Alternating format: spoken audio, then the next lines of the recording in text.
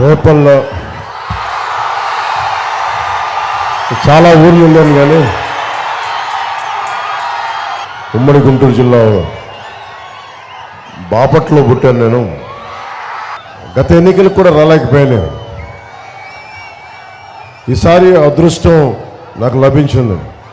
Maybe రేపల్లకి రాలేదని అనుకుంటా, నాకు అవకాశం ఇవ్వలేకపోయింది పోయినసారి. ఇక్కడ రేపల్లిలో ఇంత అద్భుతమైన ప్రేమ, స్వాగతం, గుండెల్లో పెట్టుకొని ఆదరించే అన్నదమ్ములు, దీవించే ఆడపడుచులు, రెండు చేతులతోటి నువ్వు బాగుండాలని ఆశీర్వదించే పెద్దలు, ఇంతమంది ప్రేమని నోచుకున్నందుకు మనస్ఫూర్తిగా మీ అందరికీ పేరు పేరున ప్రతి ఒక్కరికి నా హృదయపూర్వక ధన్యవాదాలు. నేను గత దశాబ్ద కాలంగా ఎన్ని ఒడిదుడుకులు తట్టుకున్నా ఒక పార్టీని నడపగలుగుతున్నానంటే సమరానికి సిద్ధమైన వీరులు, యుద్ధానికి జంకని యోధులు, జన సైనికులు. అంటే ఈ రోజున పవన్ కళ్యాణ్ బయటకు వచ్చి మనకి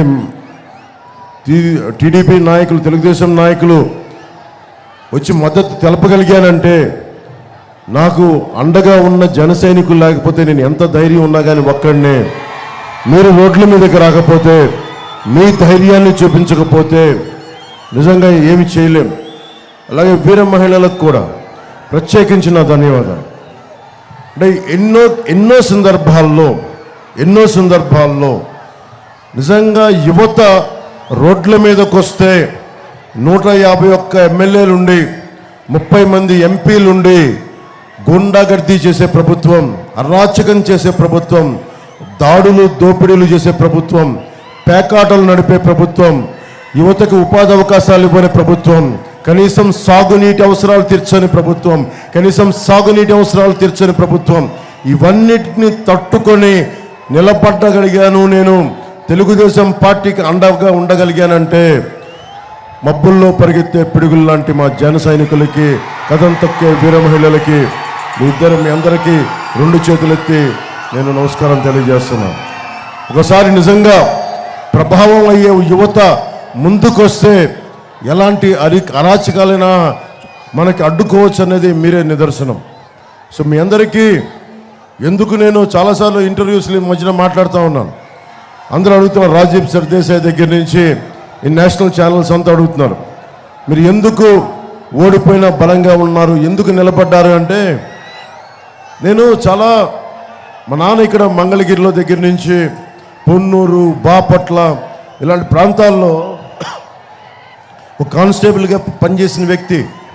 సో నాకు సగటు మనిషి మీద ఉన్న కష్టాలు తెలుసు. నాకు అన్నిటికంటే కూడా మన కాళ్ళ మీద మనం నిలబడగటానికి అవకాశాల కోసం ఎదురు చూస్తూ ఉంటాం.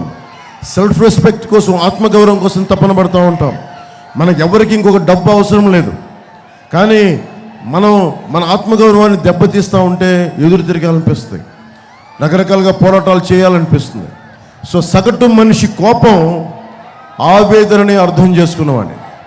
అందుకనే దశాబ్దం ఏమాత్రం ఎన్ని ఓటములు దెబ్బలు తిన్నా నేను ఒకటే అనుకున్నా, ఒక విగ్రహాన్ని చెక్కేటప్పుడు ప్రతి దెబ్బ ఒక అనవసరమైన ముక్కను తీసి ఒక అందమైన శిలాకృతి ఎలా వస్తుందో, జనసేన తీసుకున్న ప్రతి ఓటమి దెబ్బ అనవసరమైన ముక్కని తీసేసి ఒక అందమైన, ఒక పోరాటంతో కత్తి పట్టుకున్న ఒక జన సైనికుడు, కత్తి పట్టుకున్న ఒక వీర మహిళ లాంటి ఒక అందమైన ఆకృతి కనిపించింది. సో ఈ రోజున జనసేన ఎంత బలపడింది అంటే 5 కోట్ల మందికి ధైర్యానికి, రాష్ట్రానికి ధైర్యం నూరిపోతుంది. అలాంటి జనసేన పార్టీ మద్దతుదారులకి, జన సైనికులకి, మీ అందరికీ ఎన్ని కృతజ్ఞతలు, ఎన్ని చేతులెత్తి నమస్కారాలు చెప్పినా నా కృతజ్ఞత తీరట్లా. విద్య ఏ రాష్ట్రానికైనా ఏం కావాలి, ఏ నేలకైనా ఏదైనా ఏం కావాలి, విద్య, వైద్యం, ఉపాధి, సాగునీరు, తాగునీరు, లా అండ్ ఆర్డర్. విద్య ఉంది మనకి. 7,300 పైచిలకు ఎయిడెడ్ స్కూల్స్ మూసేశారు. 60,000 పైగా చిన్నపిల్లలు 5 ఏళ్ల వయసు నుంచి 18 ఏళ్ల వయసున పిల్లలు చనిపోయారు. ఈ ప్రభుత్వం పట్టించుకోలే. అలాగే మెగా ఏదైనా చదువులు చెప్దామంటే కూర్చొని ఫీజు రీయింబర్స్మెంట్లు ఇవ్వలేదు. ఇలా ఏది తీసుకున్న విద్యకి చాలా అన్యాయం చేసింది. అందుకనే మనకి కూటమి ప్రభుత్వం రాగానే విద్యకి పెద్దపీట వేస్తాం. ఫీజు రీయింబర్స్మెంట్లు కానీ ఉచిత విద్యలు కానీ ప్రతి విద్యార్థికి మనకి దాదాపు 15,000 రూపాయలు ఎంతమంది బిడ్డలున్నా ఆ బిడ్డలకి అందించేలాగా మనం ఒక మేనిఫెస్టోలో పొందుపరిచాం. మీకు నిలబడతాం.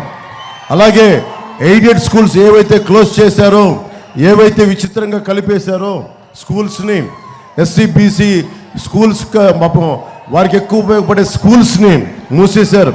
వాటిని తిరిగి తెరిపించే బాధ్యత, మళ్ళీ దానికి కూర్చొని మళ్ళీ ఆలోచించే బాధ్యత కుటుంబ ప్రభుత్వం తీసుకుంటుంది.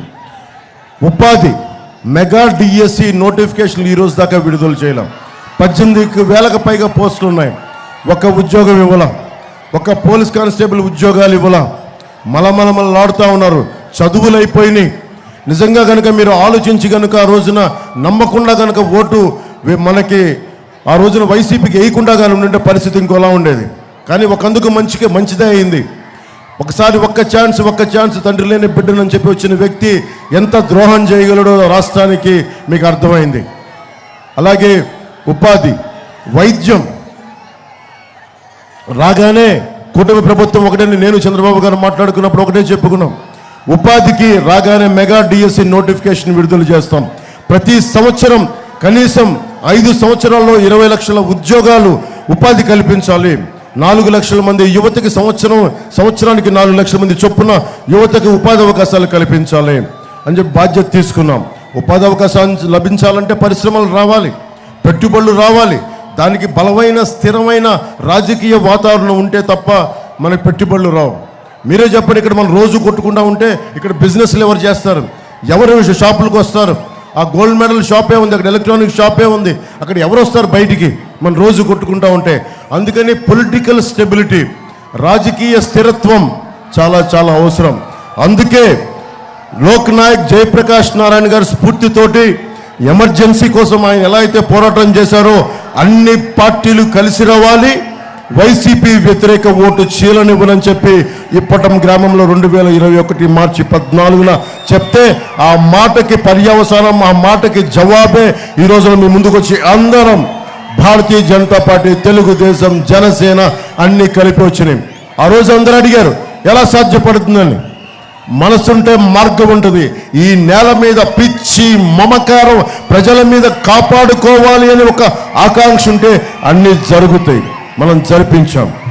అలాగే సాగునీరు, మనకి సాగునీరు ఇందాక వస్తూ ఉంటే దారిలో కాలువల్లో అసలు మొత్తం నానా చెత్తారం పడిపోయింది. నానా చెత్తా చెదారం, పూడికలు తీయలేదు, నా కంటికి కనిపిస్తూ ఉంది. అలాగే మనకి రేపల నియోజకవర్గ పరిధిలో 150,000 ఎకరాల్లో వరి సాగు చేస్తున్నా. 3 ఏళ్లుగా కాలువలకు మరమ్మతులు లేవు, పూడికలు లేవు అని చూస్తూ ఉంటే నా కళ్ళ ముందే కనిపిస్తూ ఉంది. గుర్రపట ఎక్కుంది, నానా చెత్త, ప్లాస్టిక్, చెత్త చెదారం అన్నీ పడిపోయి ఉన్నాయి. ఇంతమంది ఇరిగేషన్ శాఖ ఉంది, పూడికలు కూడా తీయలేకపోయారు. ప్రాజెక్టులు పక్కన పెట్టండి, పోలవరం పక్కన పెట్టండి, పట్టుసీమ ప్రాజెక్టులు పక్కన పెట్టండి, పూడికలు కూడా తీయని ప్రభుత్వం ఇది. మరి ఎక్కడి నుంచి పెట్టి మనకి వరి దిగుబడి తగ్గదా? తెలంగాణకి ఒకవైపు వరి దిగుబడి పెరిగిపోతూ ఉంటే మనకి దాదాపు ఆంధ్రప్రదేశ్లో 10 లక్షల పైగా వరి దిగుబడి తగ్గిపోయింది. కనీసం పూడికలు కూడా తీయలేని ప్రభుత్వం. పేకాటలు క్లబ్లు నడపడానికైనా హుషారు ఉంది, కానీ కనీసం మన కాలువల్లో పూడికలు తీయలేరు. రైతు కన్నీరు ఎవరు తుడుస్తారు? రైతు బాధని మొన్న ఒక కవితా రూపంలో చెప్పాను, శేషేంద్ర గారిది. భూములు ఎందుకు దున్నుతున్నానో తెలియదు, డ్యాములు ఎందుకు కడుతున్నానో తెలియదు, నా బతుకొక సున్నా కానీ నడుస్తున్నాను. ఎంత బాధాకరం.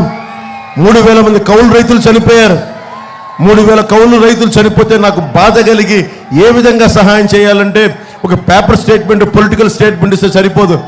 నా వంతు నేను ఏదైనా చేయగలనా అని చెప్పి పార్టీ తరపు నుంచి, నా తరపు నుంచి ఒక్కొక్క రైతుకి 1,00,000 రూపాయలు చొప్పున అందరికి ఇచ్చుకుంటూ వెళ్ళాం మేము.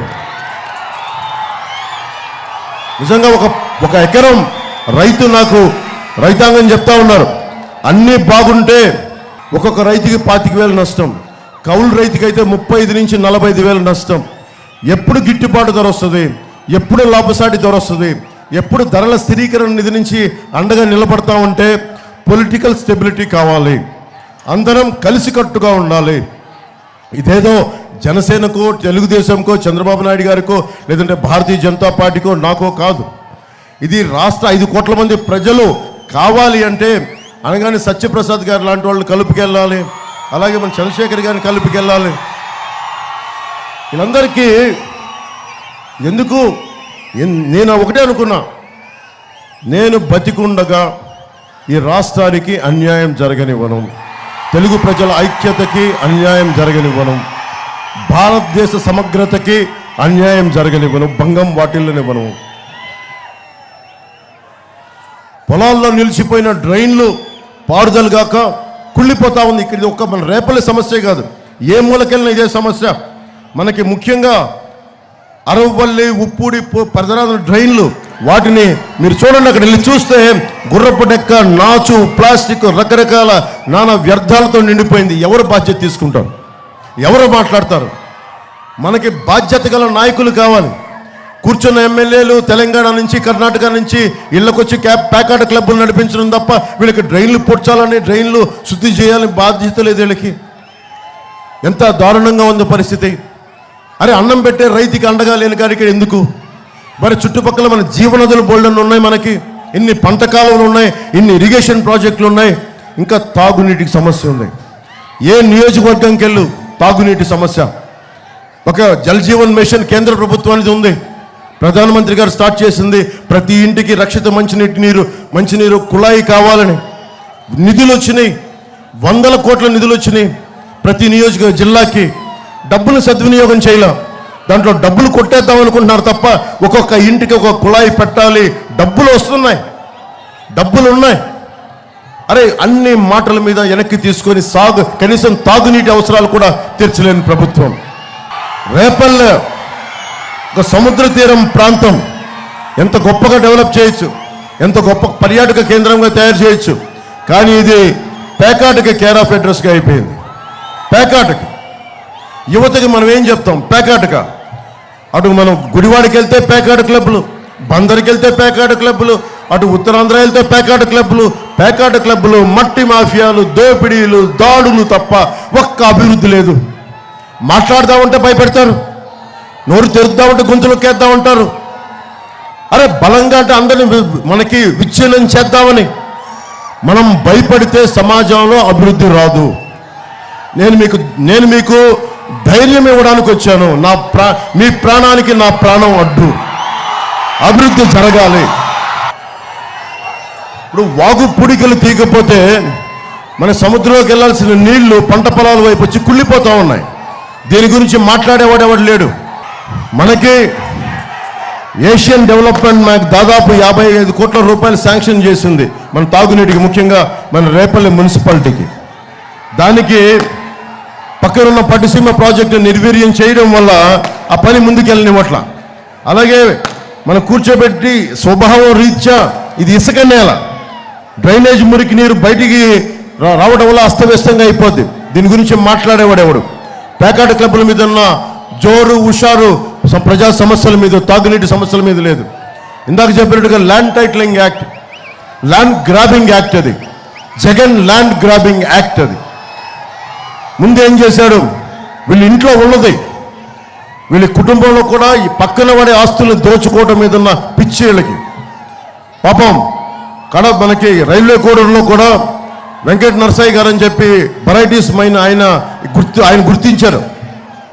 వాళ్ళ తాతగారి సమయంలో, జగన్ తాతగారి సమయంలో అక్కడికి వెళ్ళి ఆయన్ని మనుషులను పెట్టుకుంటే కొద్ది రోజుల తర్వాత ఆయన అకస్మాత్తుగా చనిపోయారు. కొన్ని సంవత్సరాల తర్వాత ఆ వెరైటీస్ మనులు వీళ్ళైనాయి. వీళ్ళు ఎప్పుడు కూడా మీరు వైఎస్ జగన్ గురించి ఆలోచించాల్సిందే, మన రైతాంగం ముఖ్యంగా ఆలోచించాలి. వాళ్ళు ఎప్పుడు భూమిలో ఒక గుప్పిడి గింజలు తీసి భూమిలో చల్లే అలవాట్లేదు వీళ్ళకి. ఒక పట్టెడు గింజలు తీసి భూమి మీద చల్లే అలవాటు, దాని నుంచి పైరు తీసే అలవాట్లేదు. భూమిని తవ్వే అలవాటు తప్ప భూమిలో విత్తనాలు జల్లి పంట పైర్ని పైకి తీసుకొచ్చే అలవాటు లేదు వీళ్ళకి. వీళ్ళకి భూముల్ని తవ్వటం, ఖనిజాలని తీయటం, గనుల్ని దోచేయడం తప్ప నిజంగా ఒక పట్టెడు గుప్పెడి గింజలు భూమి మీద వేస్తే పచ్చని పైరు అయితే దాన్ని ఎంత కాపాడుకోవాలి, ఎంత శ్రద్ధగా తీసుకోవాలి.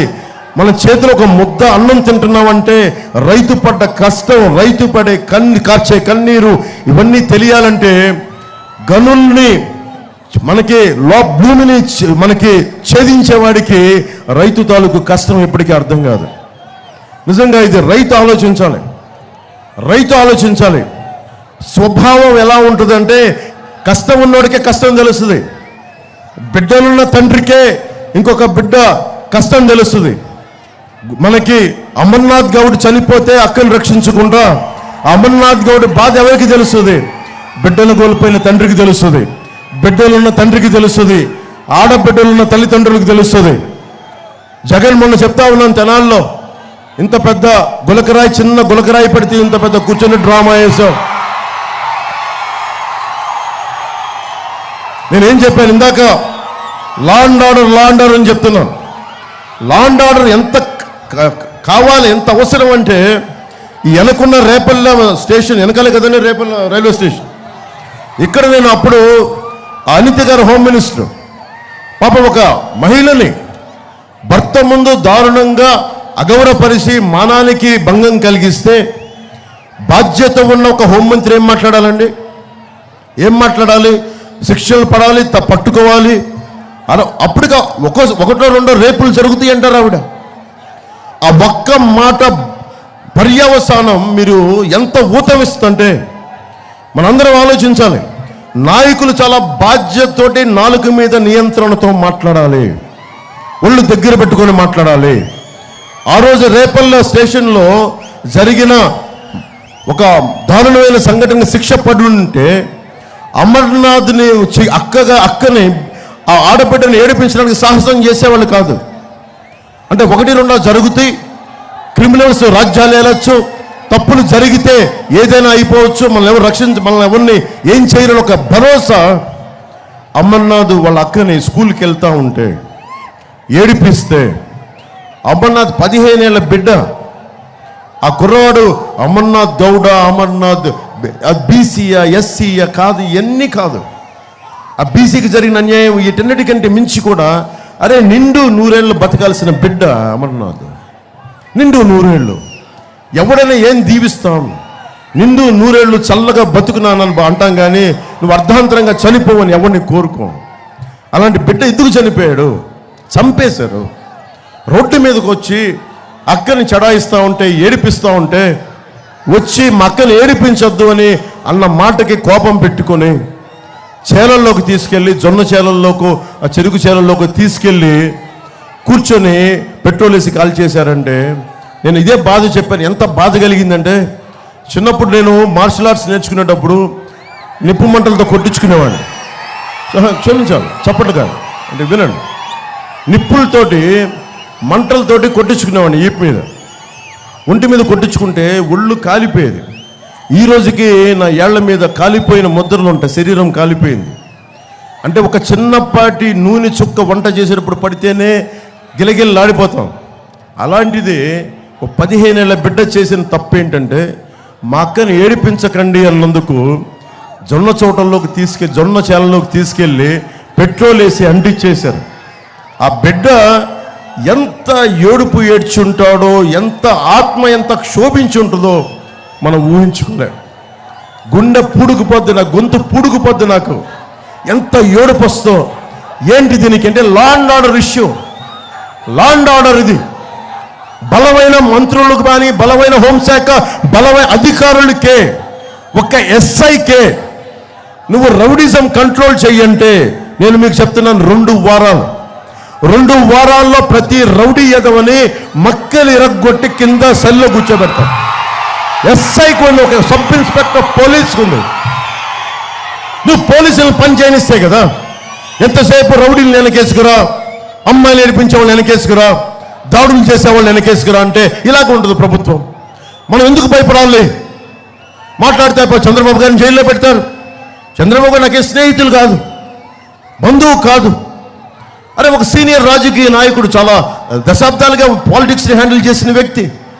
పాలసీ విభేదాలు ఉంటాయి, పొలిటికల్ విభేదాలు ఉంటాయి. అంత మాత్రాన్ని కూర్చొని అంత దారుణంగా చేసామని కాదు కదా. పోలీస్ శాఖ కూడా అధికారులు కూడా చట్టం సమానంగా జరిగే పని చేయదు. ప్రతిసారి చెప్తాను, బలంగా ఉన్న వాళ్ళకేమో చాలా బలహీనంగా పనిచేస్తే చట్టాలు, బలంగా ఉన్న వాళ్ళకి బలహీనంగా పనిచేస్తే చట్టాలు, బలహీనంగా ఉన్నారు అమర్నాథ్ లాంటి వాళ్ళ మీద చాలా బలంగా పనిచేస్తాయి చట్టాలు. గొంతు తెరవండి చంపేస్తారు, ఏదైనా మాట్లాడండి కేసులు పెట్టేస్తారు, ఏదైనా మాట్లాడండి అటెంప్ట్ మర్డర్ కేసులు పెట్టేస్తారు.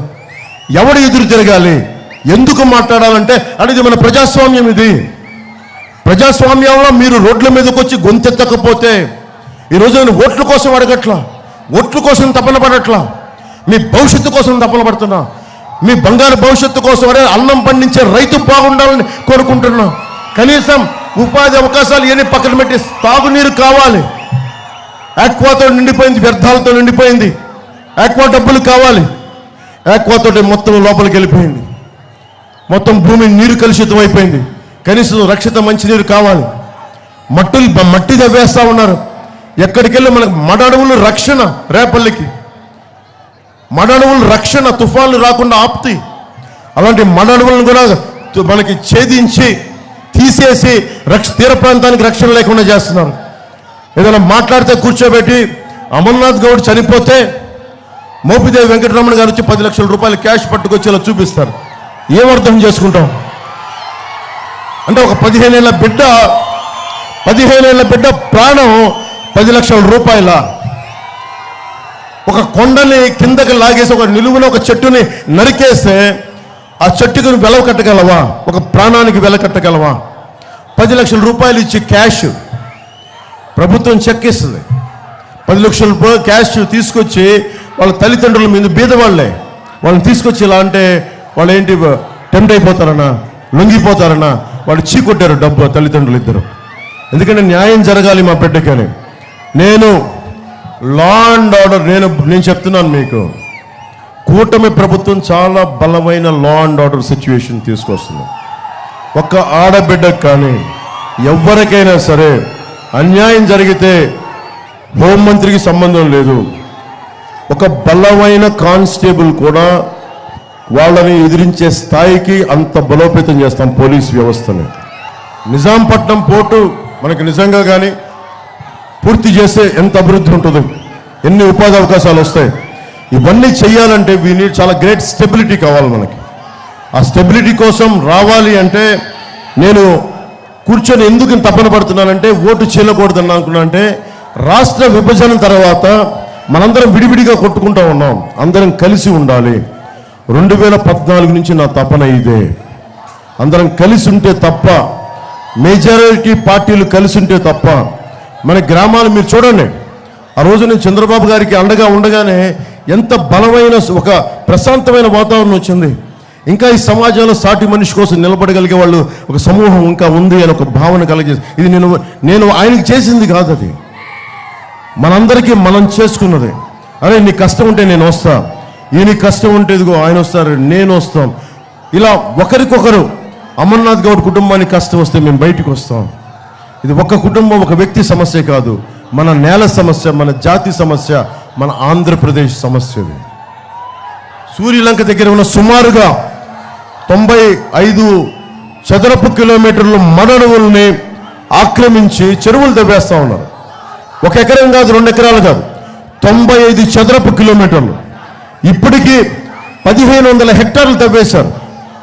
ఎందుకని తపన పడుతున్నావు అంటే నువ్వు మడ అడవుల్ని సృష్టించలేవు, నువ్వు మడ అడవుల్ని సృష్టించలేవు. అవి తీర ప్రాంతానికి కోటలవి, మన ఇమ్యూనిటీ లాగా, శరీరానికి ఇమ్యూనిటీ లాగా అవి తీర ప్రాంతానికి కోటలవి. తుఫాన్ల సమయంలో అవి కోటలవి. అలాంటిది మడ అడవుల్ని కొట్టేస్తా ఉంటే చూస్తూ కూర్చున్నామంటే యంత్రాంగం ఏం చేస్తుంది? ఎంత మట్టి తింటారు? తెలంగాణలో ఒక సామెత చెప్తారు, ఎవడైనా సరే భూమికి బాకీ ఉన్నాడని.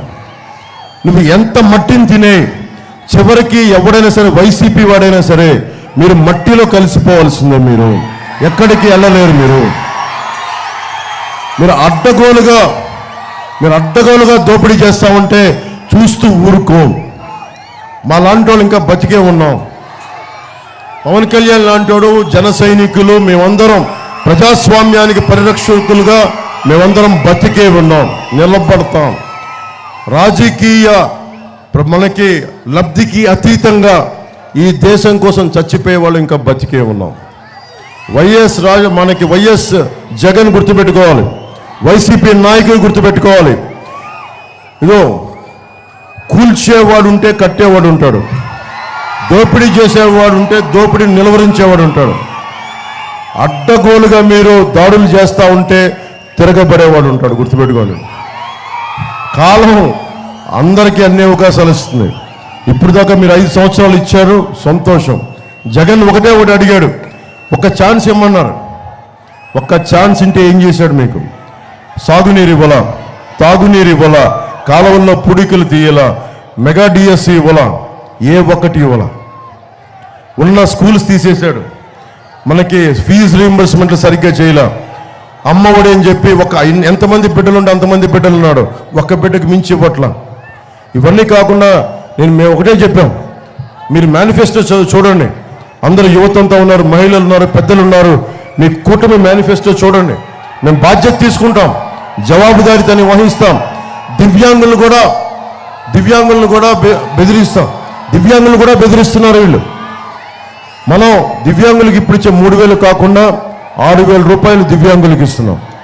అలాగే వృద్ధాప్య పెన్షన్ 4,000 రూపాయలు చేస్తున్నాం. అలాగే మహిళలకు ఉచితంగా 3 గ్యాస్ సిలిండర్లని కష్టాన్ని ఎంతో కొంత చేదోడు వాదోడుగా ఉండేందుకు 3 గ్యాస్ సిలిండర్లు. అలాగే మెగా డిఎస్సి నోటిఫికేషన్ రాగానే విడుదల చేస్తాం. ముఖ్యంగా రైతుకి సంవత్సరానికి 25,000 రూపాయలు అండగా ఇస్తాం. అలాగే కౌలు రైతుకి గుర్తింపు కార్డులు, సాగునీటి ప్రాజెక్టులన్నీ ముందుగా బాధ్యత పూడికలు తీయించడం. కొత్త ప్రాజెక్టుల కంటే ముందు పూడికలు తీయించి ఆ డ్రైనేజీలని సరిగ్గా సక్రమంగా నిర్వహించి ముందు ఉన్న ఆయకట్టుని కాపాడుకునే విధంగా ముందుకు తీసుకెళ్తాం. Land titling act, land registration act గురించి చెప్తున్నాం. వీళ్ళు భూమి మీద పిడికిడి గింజలేసి పైరుని పండించేవాళ్ళు కాదు. వీళ్ళు ఒక గింజ దాటి చెట్లు పెంచేవాళ్ళు కాదు. మీరు చూస్తే రైల్వే కోడూరులో పాపం ఎవరో ఏదైనా మాట్లాడారు వైసీపీకి అంటే పచ్చని మామిడి చెట్లు నరికేశారు వీళ్ళు. వైసీపీ వాళ్ళు పచ్చని చెట్లు నరికేయడం అలవాటు వీళ్ళకి. ఒక సాగునీరు తాగునీరు కాదు, వీళ్ళు పచ్చని చెట్లు కనిపిస్తే దానికి ద్వేషం ఉంటే చెట్టు మీద చూపిస్తారు. అలాంటి వాడికి అధికారం ఇచ్చారు మీరు. వాళ్ళకి నిజంగా లేదు. ల్యాండ్ టైటిలింగ్ యాక్ట్ ఏంటంటే మీ ఆస్తుల మీద మీకు కంట్రోల్ ఉండదు. జగన్ చెప్తున్నాడు ఈ మధ్యన మీకు మంచిది అంటాడు. మాట్లాడితే మనం అంబేద్కర్ గారి విగ్రహం పక్కనంతా పెడతాం. మనం ప్రతి గల్లీలో దేనికి పెడతాం? అంబేద్కర్ గారి విగ్రహం దేనికి పెడతాం? చట్టాలకు మించి ఇప్పుడు మనకి బ్యూరోక్రసీ తప్పు చేస్తే, గవర్నమెంట్ ఉద్యోగులు తప్పు చేస్తే ఎక్కడికి వెళ్తాం? కోర్టు పారదర్శకంగా ఉండి కోర్టుకి అట్లీస్ట్ ఒక విన్నవించుకుంటాం. ఇది నాని పాల్కీవాలా గారు కూర్చోబెట్టి ఇది ప్రాథమిక హక్కుల ఉల్లంఘన అని చెప్పి ఎక్కడో కేరళలో ఒక మఠాధిపతికి ఆయన భూమిని ప్రభుత్వం, అప్పుడున్న కేరళ ప్రభుత్వం తీసుకుంటానంటే ఒకడి హక్కుని నువ్వు కాలు రాసెత్తి వాడి భూమిని వారి సంక్రమించిన హక్కును తీయడానికి లేదని దాదాపు 15 మంది హైయెస్ట్ ఇప్పుడు దాకా భారతదేశంలో ఆయన వాదించి ఎవరి ఆస్తులు ప్రాథమిక హక్కు అని చెప్పిన వ్యక్తి. అలాంటి అంత వాదించిన వ్యక్తి మనకి రక్షణ కల్పించాడు. మన రాజ్యాంగం చదువుతాం, కానీ మీరు అర్థం చేసుకోవాల్సింది కోర్టు పరిధిలో లేకుండా చేశాడు. ఇక్కడ బిల్డింగ్ ఉంది, ఇక్కడ Subhadra electricals hardware plywood furniture అని చెప్పి రాసిన బిల్డింగ్ ఉంది. అలాగే ఇక్కడ కూర్చోబెట్టి పరమపద వాసిని శ్రీమతి తడవర్తి గారి బంగ్లా ఉంది, అక్కడ మురళీప్రియ కాంప్లెక్స్ ఉంది. అక్కడ కూర్చోబెట్టి ఇవన్నీ కాంప్లెక్స్లు ఉన్నాయి. వీటన్నిటికీ ఏముంటాయి? మనకి పత్రాలు ఉంటాయి, ఒరిజినల్ డాక్యుమెంట్స్ ఉంటాయి, స్టాంప్ పేపర్లు ఉంటాయి. ఈ స్టాంప్ పేపర్లు ఏం చేస్తారు? రేపు పొద్దున ఇంకో బిల్డింగ్ లేపుకోవాలి, ఇంకో ఫ్లోర్ లేపుకోవాలి, డబ్బులు లేవంటే కూర్చోబెట్టి ఏం చేస్తారు? వాళ్ళు కూర్చోబెట్టి బ్యాంకులకు వెళ్తారు. బ్యాంక్ ఏం అడుగుద్ది? మాకు ఒరిజినల్ డాక్యుమెంట్స్ ఇవ్వండి అని అడుగుద్ది. ఒరిజినల్ డాక్యుమెంట్స్ ఇస్తే అప్పుడు వాళ్ళు కావాల్సిన లోన్ ఇస్తారు. లేదంటే చిన్న ఇల్లు ఉంది, బిడ్డలు పై చదువులు చదివించుకోవాలంటే బ్యాంక్ వాళ్ళు ఏమంటారు? వడ్డీ వ్యాపారులు ఏమంటారు? ఫైనాన్షియల్స్ ఏమంటారు? మీ ఒరిజినల్ డాక్యుమెంట్స్ ఇవ్వంటారు. ఇప్పుడు మనకు ఒరిజినల్ డాక్యుమెంట్స్ ఇవ్వరంటారు. బిడ్డలకి మీరు పెళ్లిళ్ళు చేసి కట్నాలకి వచ్చే వాళ్ళకి మీరు ఆడబిడ్డలకి పసుపు కుంకాల కింద మీరు ఏమి ఇస్తారు? జెరాక్స్ పేపర్లు ఇస్తారా? జెరాక్స్ పేపర్లు ఇస్తే వాళ్ళు ఒప్పుకుంటారా? నమ్ముతారా? సోషల్ స్ట్రక్చర్ కూడా పాడైపోతుంది. ఇప్పుడు జగన్ ఏదైనా నిజంగా నిజాయితీ పరుడు అనుకుంటే ప్రతి ఆస్తిని తనఖా పెట్టాడు. 25,000 కోట్ల రూపాయల ఆస్తుల్ని ఒక్క వైజాగ్లోనే 25,000 కోట్ల రూపాయల ప్రభుత్వ ఆస్తులను తనఖా పెట్టాడు ఒక విశాఖపట్నంలోనే. నేను రాష్ట్రం అంతా చెప్పట్లా. నిన్ను ఎలా నమ్ముతావు? నిన్ను కేంద్ర ప్రభుత్వం ముసాయిదా పంపించింది, ఇది పనిచేస్తుందా లేదా, చెడు మంచి చెడు విచారించమని, అంతేగాని అమలు చేయమని కేంద్ర ప్రభుత్వం చెప్పలా. ఒకవేళ కేంద్ర ప్రభుత్వం చెప్పినా కానీ మనం మాట్లాడుకుంటాం, ప్రజలను అడుగుతాం, ఆంధ్రప్రదేశ్ ప్రజలను అడుగుతాం, ఇది మీకు నచ్చిందా లేదా అంటే మీరు నచ్చినప్పుడు ఏం చెప్తాం? కేంద్ర ప్రభుత్వానికి చెప్తాం, ప్రజలకు నచ్చలేదు మేము దీన్ని తిరస్కరించమని చెప్తాం, దయచేసి మేము తిరస్కరిస్తున్నామని చెప్పాలి. కానీ జగన్కి దీంట్లో చాలా లాభం కనిపించింది. ఏ హక్కులు లేకుండానే ఇళ్లలోకి వచ్చి మన ఆస్తులు లాక్కుంటా ఉన్నారు. దొంగ చేతికి తాళాలు ఇచ్చినట్టు అవుద్ది మనం కూర్చోబెట్టి మీరు ల్యాండ్ టైటిలింగ్ యాక్ట్ మనం ఒప్పుకుంటే. లాయర్లకే సంబంధం లేదంట. మీ ఇల్లుని ఏమన్నా కబ్జా పెడితే పోలీస్ స్టేషన్కి వెళ్ళి నెక్స్ట్ వెళ్ళి గవర్నమెంట్ ఆఫీసర్ దగ్గరికి వెళ్ళాలంట. గవర్నమెంట్ ఆఫీసర్ మీ మనిషి అయితే మాకెక్కడ న్యాయం చేస్తాడు? కోర్టుకి వెళ్తే కానీ ఇప్పుడు కోర్టుకి జిల్లా కోర్టులకు వెళ్ళడానికి లేదు, స్థానిక కోర్టులకు వెళ్ళడానికి లేదు, హైకోర్టుకి వెళ్ళాలంట. మన ఆస్తిని ఎవరన్నా దోచేస్తే హైకోర్టుకి నేనే వెళ్ళడానికి ఆలోచిస్తాను. కర్నూలుకి వెళ్ళాలి, లేదంటే అమరావతికి వెళ్ళాలి. లాయర్ని హైర్ చేయగలమా మనం? ఎక్కడ పెట్టుకోగలం? స్థానిక కోర్టులకి శక్తి లేదు. ఈ బిల్డింగ్ని ఎవరన్నా దోచేస్తే ఇప్పుడు కబ్జా పెడితే మిథున్ రెడ్డి గారు, పెద్దరెడ్డి గారు మనుషులు, లేదంటే మోపిదేవి వెంకటరమణ గారు మనుషులు వచ్చి దాన్ని కబ్జా పెడితే దాన్ని దిక్కు లేదు, ఎవరికి చెప్పుకుంటాం? అందుకని ఇది నేను ఒక జనసేన మద్దతుదారులు, టీడీపీ మద్దతుదారులు, భారతీయ జనతా పార్టీ మద్దతుదారులు, న్యూట్రల్గా ఉండే ప్రజానికి నేను తిరస్కరిస్తున్నాను. నేను వాళ్ళ కోసం చెప్పట్లా, వైసీపీకి ఓటేస్తున్న వాళ్ళకి చెప్తున్నా. మీరు కనుక వైసీపీకి ఓటేస్తే కొరివితో మన తలగొక్కున్నట్టే. మీ ఆస్తుల్ని మీరే గాల్లో దీపం పెట్టేట మీ ఆస్తుల్ని. అందుకని ఒకసారి ఆలోచించి మీరు ఓటేయండి. ఎందుకంటే కూటమి ప్రభుత్వం ఎలాగ వచ్చేస్తుంది. ఎన్ని సీట్ల మెజారిటీతో అనే ప్రశ్న తప్ప, అది 130 అది ఎన్ని ఓట్ల ఎన్ని సీట్ల మెజారిటీతో అనేది ప్రశ్న తప్ప వేరే ప్రశ్న లేదు. నేను తిరుగుతున్నాను కదా ప్రతి ఊర్లో కూడా ఒకటే చాలా స్పష్టంగా చెప్తున్నారు, వైసీపీ ప్రభుత్వాన్ని కింద నేలమట్టం చేసేయడానికి అందరూ సిద్ధంగా ఉన్నారు. ఎన్నికల 13 రోజు మనకి 13 కోసం సిద్ధంగా ఉన్నారు అంతే. కాకపోతే అది ఎన్ని ఓట్ల మెజారిటీ తోటి కూటమి ప్రభుత్వం వస్తుంది అనేదే ప్రశ్న. కూటమి గెలుస్తుందా లేదా అన్నదే ప్రశ్న కాదు, ఎన్ని సీట్లతోటి మెజారిటీతోటి కూటమి ప్రభుత్వం వస్తుంది అన్నదే. సో దాంట్లో భాగంగా అనగాని సత్యప్రసాద్ గారిని టీడీపీ రేపల్లి నుంచి సైకిల్ గుర్తు మీద ఎమ్మెల్యే అభ్యర్థిగా పోటీ చేస్తున్నారు. తెన్నేటి కృష్ణప్రసాద్ గారు బాపట్ల ఎంపీ క్యాండిడేట్గా చేస్తా ఉన్నారు. నేను ఈరోజు అడుగుతున్నా, ఓట్లు వేయమని మిమ్మల్ని అభ్యర్థిస్తున్నాను, ఆర్థిస్తున్నాను. కానీ నేను బాధ్యత కూడా తీసుకుంటున్నాను.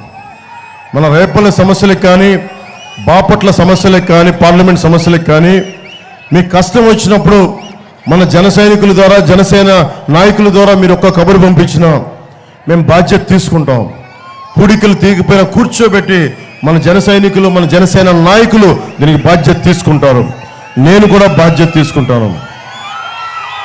అంటే ఇది చిరంజీవి గారు లాంటి వ్యక్తికే, ఆయన మెగాస్టార్ చిరంజీవి గారికి ఆ ఫోటోలు చూస్తూ ఉన్నా ఒకటే అనిపిస్తా ఉంది, ఆయనకు కూడా గౌరవం ఇవ్వని వ్యక్తి. ఈ ముఖ్యమంత్రికి పిచ్చి ఏంటంటే అందరూ నమస్కారాలు పెట్టాలి. నమస్కారం ఎందుకు పెడతాం? ఇష్టంతో పెడతాం, గౌరవంతో పెడతాం, భయంతో ఎవడు పెట్టడం. జగన్ అది అర్థం చేసుకోవాలి. ఇది ప్రతి ఒక్కరిని, ఏ హీరో అయినా సరే, ఎవరైనా సరే ఇష్టపడతాం. అంతేగాని ఎవరు కూడా పెద్ద చిన్న ఎవరు కూడా భయపడరు. ఎవరు ఇక్కడ చిన్న ఇబ్బంది పడతారు అంతే. దాన్ని జగన్ అందుకని ఏంటంటే చిరంజీవి గారు లాంటి వ్యక్తినే ఇబ్బంది పెట్టిన వ్యక్తి సగటు మనిషిని ఇంకెంత ఇబ్బంది పెట్టగలడు? ఒక సీనియర్ రాజకీయ దురంధరులు చంద్రబాబు గారిని ఇబ్బంది పెట్టగలిగిన వ్యక్తి సగటు మనిషిని ఎందుకు ఇబ్బంది పెట్టలేడు?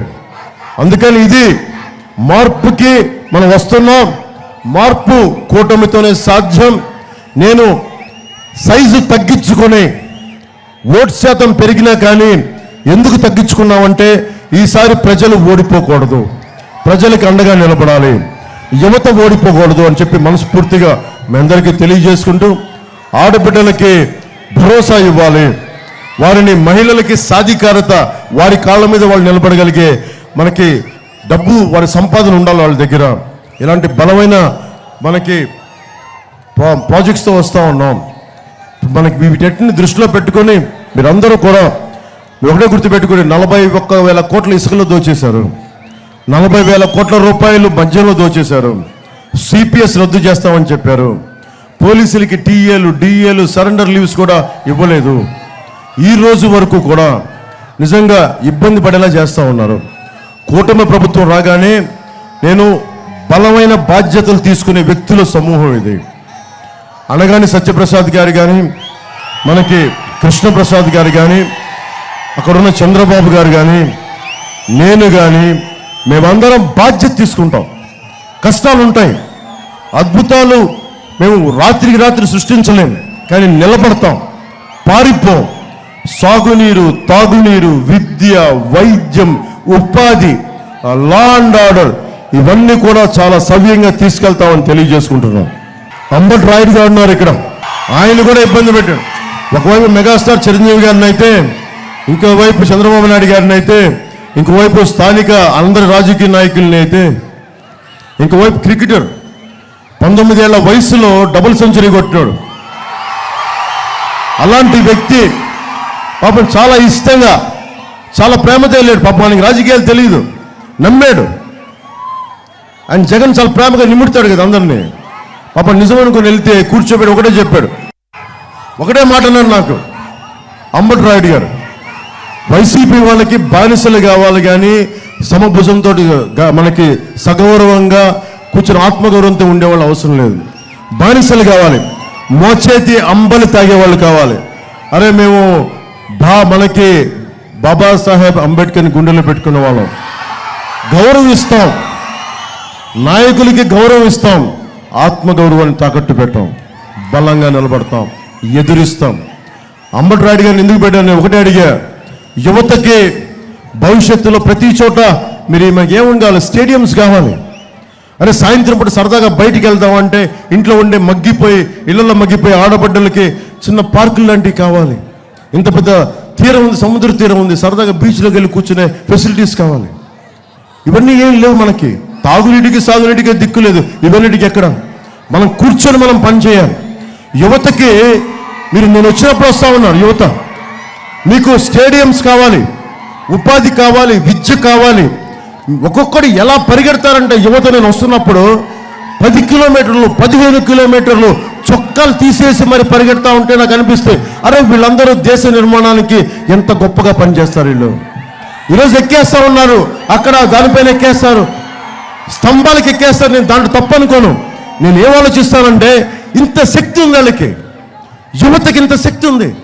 మీరు ఖనిజాలు, నేను చెప్తాను, మీ దేశ కళల ఖనిజాలు. మీరు మిమ్మల్ని ఏం చేయాలి, సక్రమమైన మార్గంలో పెట్టాలి, మీకు మంచి విద్యను ఇవ్వాలి, స్కిల్ డెవలప్మెంట్ జరగాలి.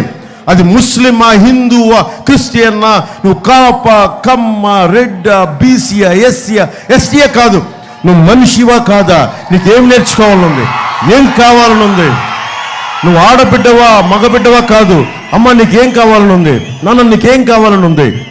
ఒక ప్రభుత్వం ఒక పెద్దనలా పనిచేయాలి. అలాంటి పెద్దన్న ప్రభుత్వాన్ని స్థాపించడానికే ఈ రోజున కూటమిని ఏర్పాటు చేశాం. కూటమి ప్రభుత్వాన్ని స్థాపిస్తున్నాం, పీఠాన్ని సాధిస్తున్నాం. పీఠం కూటమిదే అని తెలియజేసుకుంటూ నాతో పాటు ఈ సభకి మద్దతు తెలిపిన రేపల్ల ప్రజానీకానికి, అన్నదమ్ములకి, ఆడపడుచులకి, యువతకి, అలాగే నా సోదరుడు నా తమ్ముడు శ్రీ అంబటి రాయుడు గారికి,